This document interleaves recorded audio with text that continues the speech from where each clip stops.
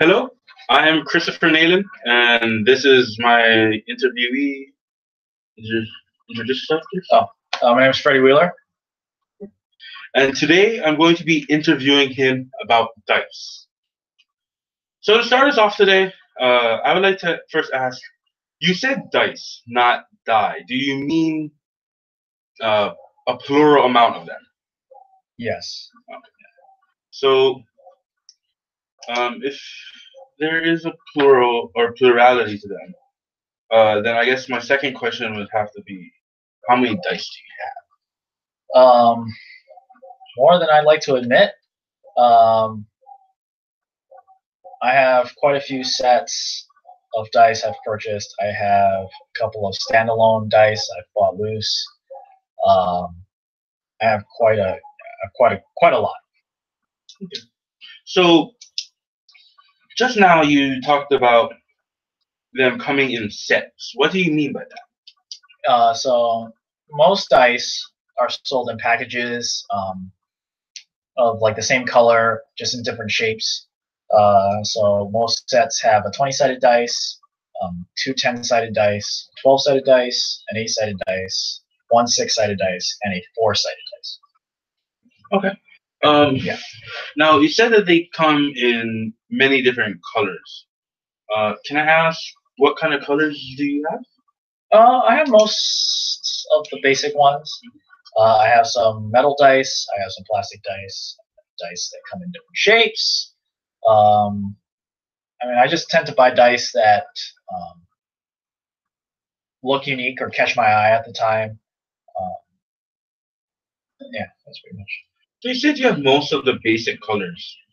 What what tone of color do you normally like to choose? I don't have a particular favorite tone. So the reason I have a lot of dice is because I play D&D, Dungeons and Dragons, and for anyone who hasn't played the game, it's essentially create a character, a wizard, a fighter, or whatever, and the dice help you play the game. So I tend to buy dice if it's a new character, and it's I tend to color code that my dice to that particular character. For example, if I'm playing a wizard and I cast a fire spell, I like to use red dice. Right? If I cast an ice spell, I like to use either blue, white, that kind of thing. So, if it's a fighter and he's kind of like a knight, I might want to use maybe like silver dice, that type of thing. So if it's a character I've come across that I don't have the dice for, or that it doesn't kind of feel right to use dice I already have, then I'll try to look for dice that I think fits that color. So I guess this is kind of a reiteration of a point, though. So I guess I'd like to ask again, what do you use these dice for? Is it just D&D, or is it? For the most part, it's just D&D. Sometimes it's a little handy if I can't make a decision, like what to eat for dinner or something.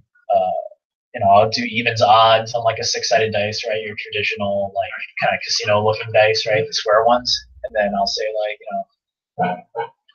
if it's an odd number, so 1, 3, 5, it's option A. If it's 2, 4, 6, it's option B. And I just let it loose. But for the most part, it's for Dungeons and Dragons or similar dice rolling games. So, can I ask, what are you doing while playing?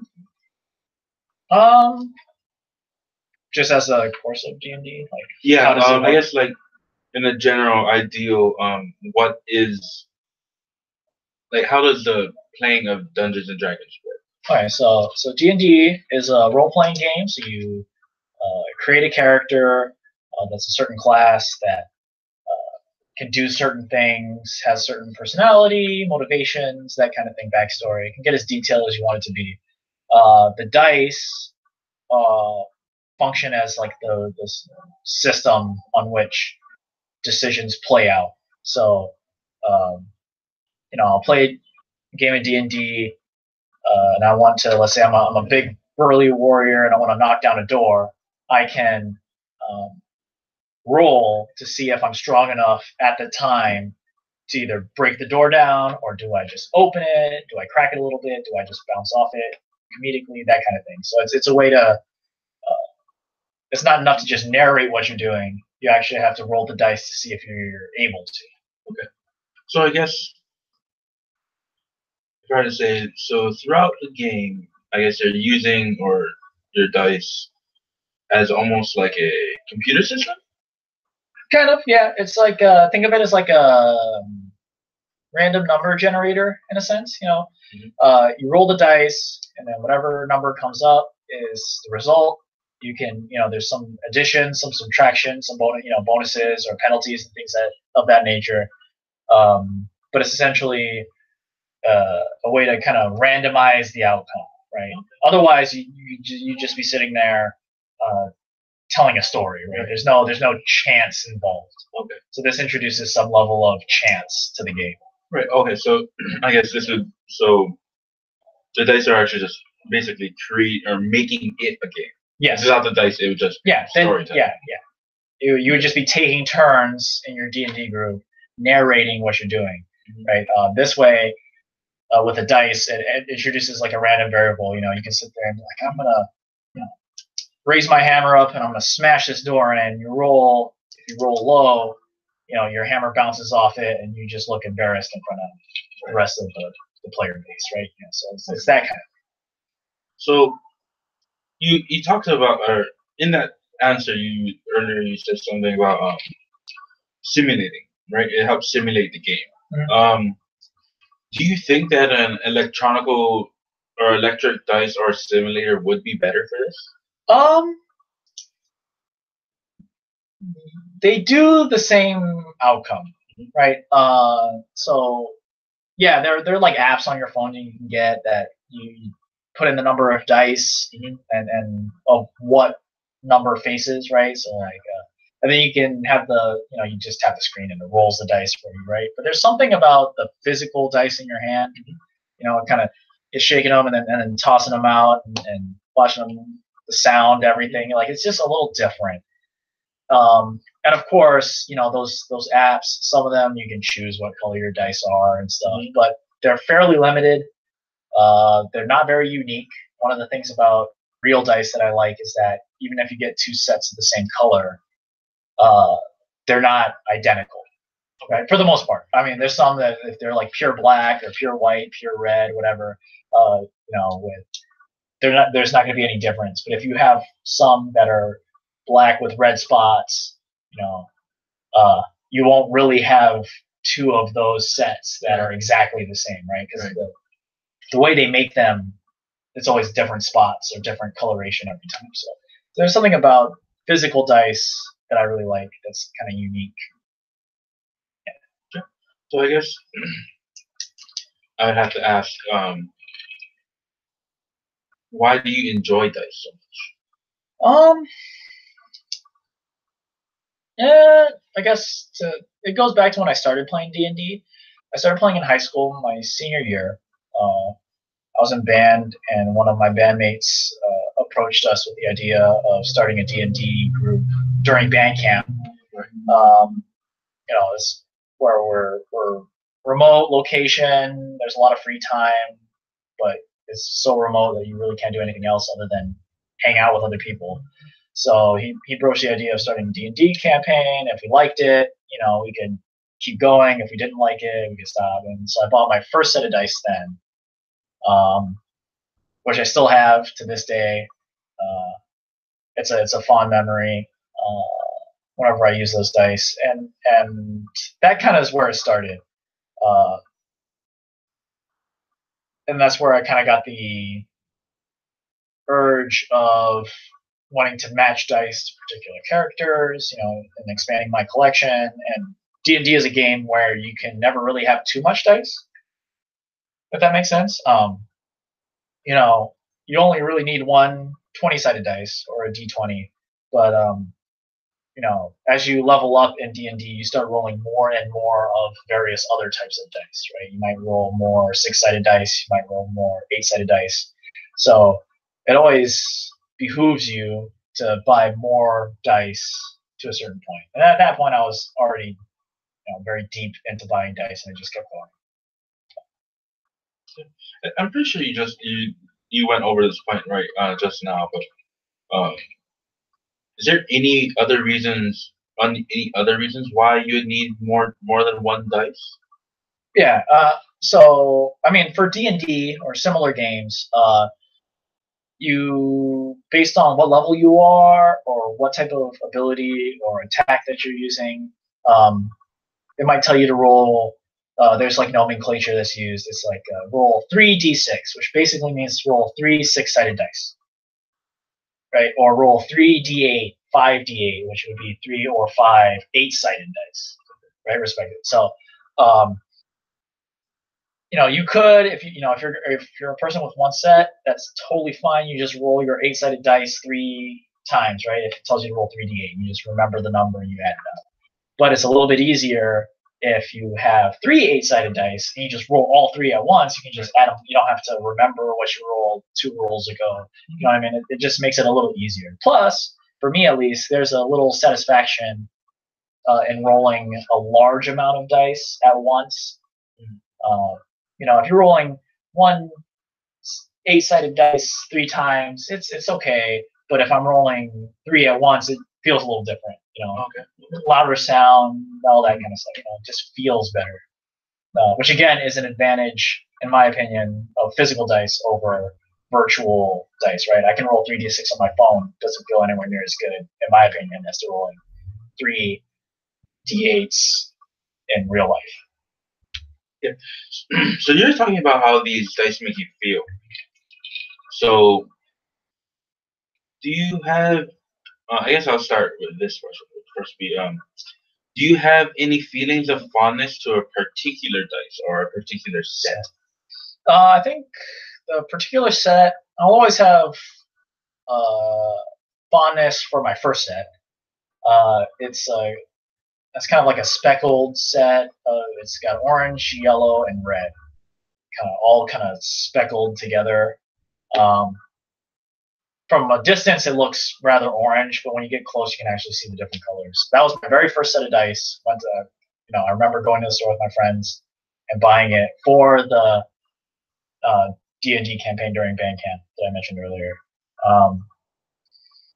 Other than that, I have particular other sets of dice that, whether it's the material they were made out of or, to be honest, the amount of money I spent on buying them, that I like over others. But again, for the most part, I try to color code my dice to the character I'm playing. So I have, if there's a couple of sets that I remember the character that I first bought them for, so that's kind of the main focus. But I guess if I had to pick one set that holds the most sentimental value, it's my first set. So I guess my next question would be, do your dice ever make you feel a particular way? You need elaboration. Yeah. I guess in what context? In context, I guess, would be either in using them or when seeing them. Do they make you feel a particular way? So if you were to see your dice, does it fill you with a certain sense of feeling, or while playing with them, does it make a certain feeling? I guess there's an answer to both of those, and they're slightly different. Mm-hmm. When I see my collection, mm-hmm. I think sometimes I think I spend way too much money on it, but there's worse hobbies to get into. Mm-hmm. Another thing when I look at it is, again, I think of previous times I've used those dice. It makes me also think about the next time I could use certain sets. So I have quite a few sets now.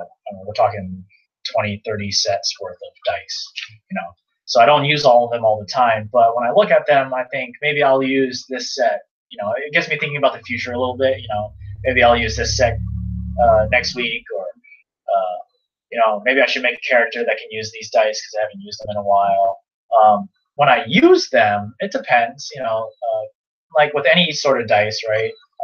Like you can go through hot streaks, you can go through cold streaks. When it's a hot streak and you're rolling well, I feel good. It's like, yeah, these dice are really hot. When you go through a rather cold streak, you're rolling low, things aren't working out the way you are, I get a little frustrated. But that's part of the game. That's part of the nature of dice, right? So, yeah.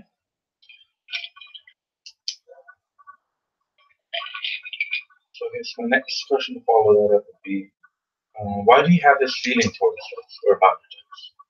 Um,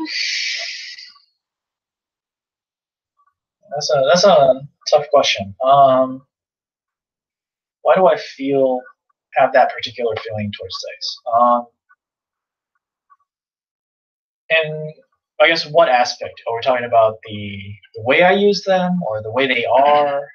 So I guess we can make it a twofold answer. The first the first part of the answer I'd like to say is, um, why do you have this feeling while playing with your dice? The feeling of elation and frustration. And after that, I guess my second question is, why do you have this feeling,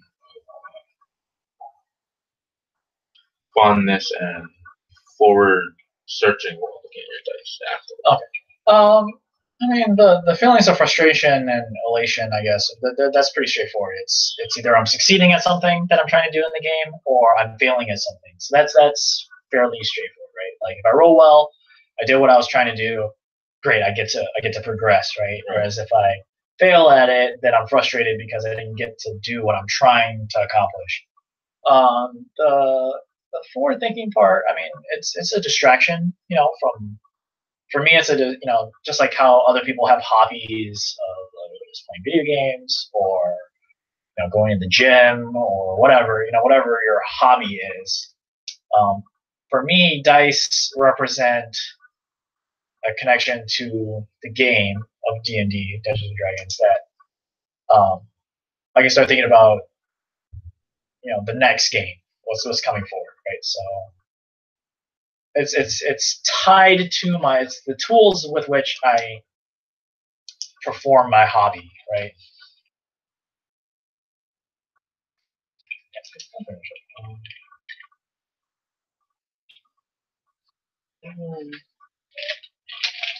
Well, halfway through, Okay. we're doing quite well. So I just have one on the second page. I have a few more questions, but so I guess, have you ever found yourself saying that you have too many dice? Yes, but more in a tongue-in-cheek way. Like I said, I've probably spent at this point around $600 to $700 on dice when everything is said and done, and it's probably not going to stop anytime soon, to be honest. But like I said, there's worse things to blow your money on, right? If I buy the dice, as long as I don't use them, I have them forever, right? Plastic, metal, all that. I think sometimes I go through phases where I buy too many dice at once. Like I might spend $60 on dice and buy 5 sets, and then kind of be like, okay, well, I don't need to buy any more for a while. Sometimes I spend, because of material and things like that, I'll spend $150 on dice and then go like, okay, well, I'm definitely not buying another set for a while. I just spent $150 on dice. So, but I think after a while, I get the itch to like at least see what's out there and think about buying different sets of dice. So, short term, yes. Long term, no. So you mentioned while you're talking that they come in different materials. So what are your dice made out of? Most of the time, dice are made out of plastic, resin. Sometimes they can be very light or very dense plastic, but for the most part, your average dice comes in the form of plastic. but they do come in different types of metals, right? Steel or aluminum. They can also come in. One of the things that more and more as nerd culture becomes more mainstream, I guess, is that people are making dice out of gemstones, not diamonds or anything. I'm sure there's probably a dice set out there that's made out of diamonds, but we're talking more like someone or some company might make a dice set out of amethyst stones. So it's like that'll be a little pricey, but they're not as big as what you would think normal dice are. They might be like very very small, like half an inch big or something like that. But that's starting to become more popular.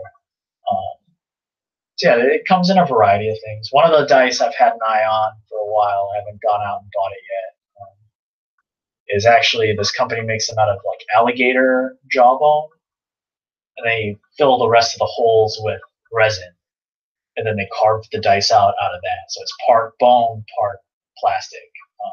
But they actually look really cool. And again, the dice collector in me sees that that's very unique, and wants to collect it, right? Just to say I have it. Those actually seem quite interesting. Yeah. But they're not cheap. They're definitely not cheap. So, how would you procure dice like that? It depends. So, your regular dice, your plastics, your metals and stuff, to a certain extent, you can get at your local hobby shop. By hobby shop, I mean like your game store, or a comic book store. Generally, those two kind of go hand in hand. A comic book store and tabletop gaming stores, but those you can get anywhere. You can also buy them online, but a lot of the more obscure dice, like those like alligator bone ones, you'd have to get online. That's like a very specific company that kind of has a niche on that, and they make them, and they don't necessarily, they're not big enough to manufacture and sell them wholesale, so you kind of have to do it by order basis. They might have a small stock and just go in, pay the money, and then they'll ship it to you. Online shopping that tends to be very popular for certain types of dice. So, I guess my question would be, or my next question would be, so where do you buy your dice? A little bit of both, online and retail. So one of the things I like to do when I can is roll the dice myself before I buy them. Most places let you do that, and that's because I'm a pretty superstitious person when it comes to my dice. So when I get a set, or when I try a set out in a store, if there's multiple sets of the same color, I'll roll them both and see which one rolls better initially. And then I'm of the mind that the set that rolled well when I first tried it out is gonna be roll well for me the rest of the life through. And of course that's probably fake, right? They try to balance the dice so that they roll pretty even. But again, that's a little bit of my own superstition kicking in. If I roll, like I said, 20-sided dice, and I roll 20 on one and a 3 on the other, I'm going to take the one that rolled a 20 over the one that rolled a 3. Right? That's just a little superstition in the play. So how did you get this superstition?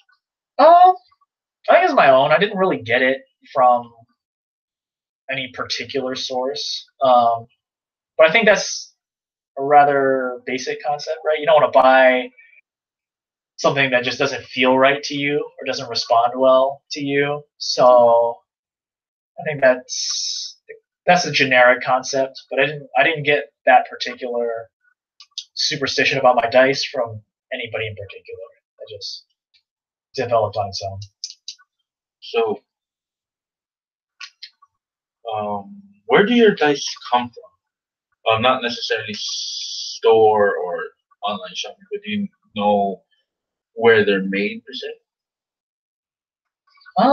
Like where they're manufactured? Yes. I mean, I don't necessarily know exactly where these, most of my dice are manufactured. A few I know, I've done a couple of Kickstarters for dice in unique shapes. I know those were made in China, then brought over, shipped over to the United States. A lot of my dice come from a company called ChessX. I know the company that they're from, but I don't know where they make their manufacturing. I'm going to go out on a limb here and say that most of them are probably made in China. But to me, it doesn't necessarily matter as much the country of origin. It's dice. So as long as they're decent quality, they're not going to break, or the numbers are going to scratch off on me, then I'm fine. So, you mentioned chess. Yep. So who makes your favorite chess? That's a tough one. Right now, I guess there's a company called Polyhero. They make dice of conventional faces, like 20-sided dice, 8-sided dice, but the shape of them is unique. They come up with their own shapes based off of character classes in D&D. They're a relatively young company, but they first started with like the warrior set, so the dice were shaped like swords or a helmet or a shield, for the different faces, right? The different number of faces. And then they came out with a wizard set, so some look like fireballs or lightning bolts, wands, potions, that kind of thing. They're probably my favorite manufacturer in terms of their creativity, because they always come up with different shapes of dice that fit the class that you're using them for. So they just kickstarted a rogue set where it's like short swords or daggers, poison vials, that kind of thing, right? That fit more with like kind of roguey assassin type characters. So that's kind of on their. That's what they've recently done, and they're actually coming out with a cleric set. That's the next set that's coming out. So I like them for their creativity. There's downsides. They're a small company, so manufacturing and shipping and all that's a little, rough around the edges. Unlike ChessX, which is a bigger company, they have that down to a science. But in terms of the creativity involved, I like Polyhero, probably my favorite.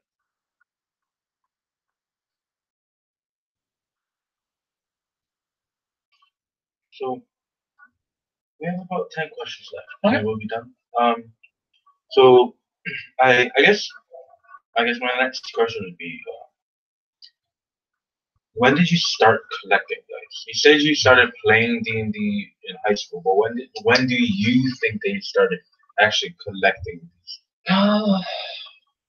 Probably when in college.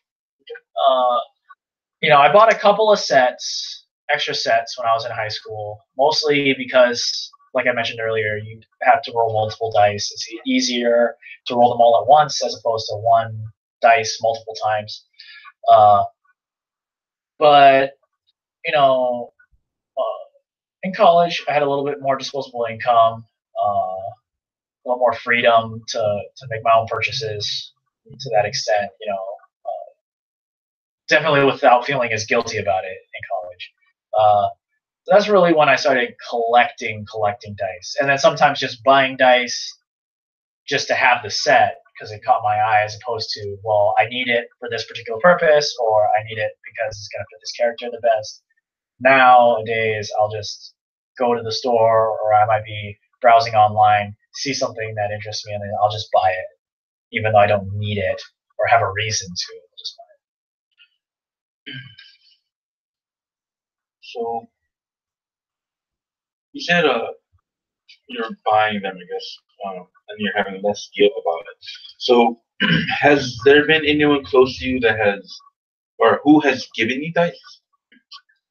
I've had dice gifted to me as presents before, from various people, multiple people who know about my habit, so to speak. My girlfriend's bought me some dice that she got on convention that, she knows. She's seen my collection, so she knows what I have and don't have. So on occasion, she's bought me some dice. I've had friends who bought me limited set, like limited run type of dice. So yeah, it's definitely been, and I've given dice as gifts to other people, in exchange. So I guess the next question after that would be, who has given you your most important set? And it can be yourself if you were the one to have purchased this.